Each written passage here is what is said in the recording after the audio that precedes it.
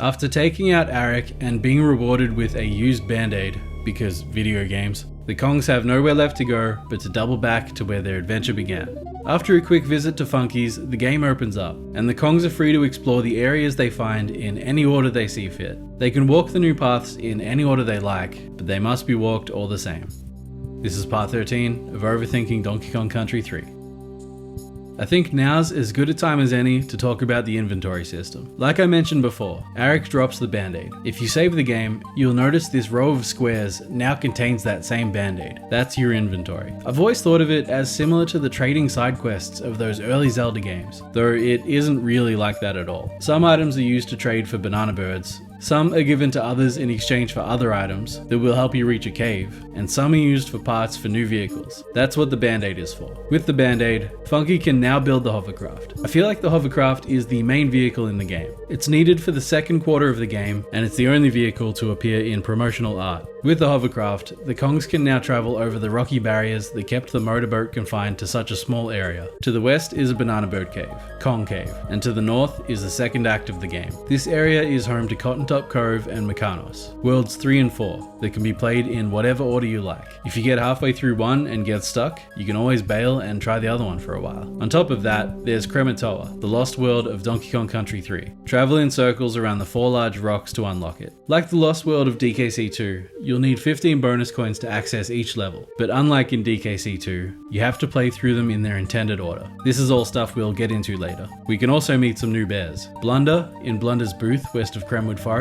and Bramble in his bungalow near Cottontop Cove. Can't do much for the latter, not much to do with the former. Blunder's a prick who's only good for tipping the Kongs off about the lost world, and Bramble, while nice enough, won't really come into play until a bit later. Let's keep going. We're headed to Cottontop Cove, which is the third world of DKC3, and I won't hear another word about it. We meet Blue before anything else. It's his birthday and no one remembered, so he's understandably upset. Wish I could say I didn't know what that felt like. Cottontop Cove is water themed, even more so than Lake Orangutangle. All the levels are underwater, or on the water, or by the water. We're thrown in at the deep end, no pun intended, straight away, with Bazza's Blockade. Like DKC2, there are no pure water levels, meaning water levels without at least one land section, in DKC3. But these coral reefs are the closest thing this game has to a dedicated water level, and for all intensive purposes, that's exactly what they are. I'd say that's the main point of this level too, just to showcase the water theme.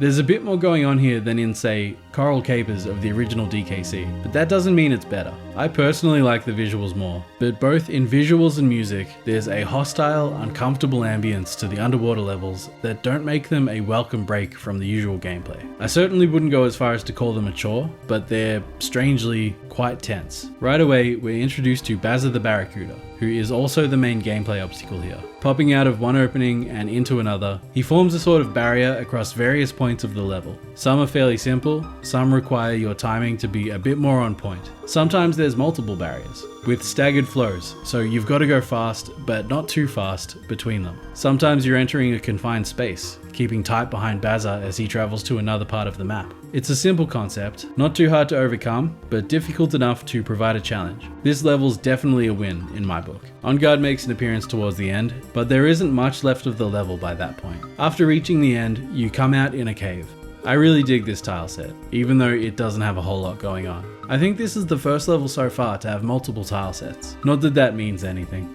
Despite the tension of the level, there's a lot of beauty here, and as we'll see further into Cottontop Cove, it could well be that this area of the Northern Hemisphere is also a sort of tourist destination. Unlike the previous two worlds, Cottontop Cove is completely unspoiled by industry. It's really the only place in the game that isn't. Its juxtaposition to Mykonos, and what we've learned about the area so far, point to two equally bleak possibilities. Either it's such a big draw that it's preserved as long as it keeps bringing in cash, or maybe it's simply the last area of Northern Hemisphere to be exploited. Who knows what this place might have looked like if the Kongs visited a year later. Part 13 is done. Not my favourite level, but it is a good one for sure. Thinking about it now, I think Cottontop Cove might be my favourite world in the entire game. There's a lot wrong with it, but it's very consistent. I don't know, jury's still out on that one. Part 14 coming in like 6 hours.